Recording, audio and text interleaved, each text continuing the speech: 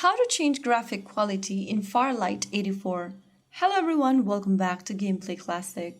If you are playing Farlight 84 and want to change the graphic quality, then first of all, launch the game, open on your device, and from the main lobby screen, go ahead and tap on the gear icon at the top left.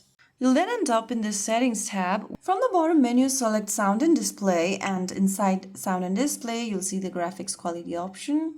Go ahead and choose the graphic quality setting that you want to change to.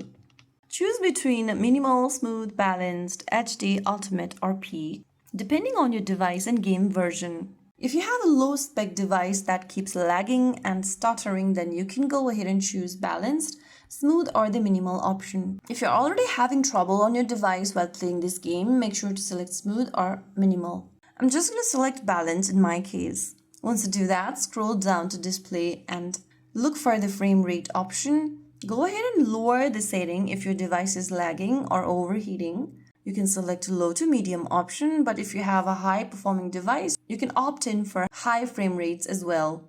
So that's how you do it. You can now get back to the game and you'll be able to change your graphic quality right away. So that's it. If you found the video helpful, don't forget to like, share, and subscribe to our channel. I will see you again in the next video.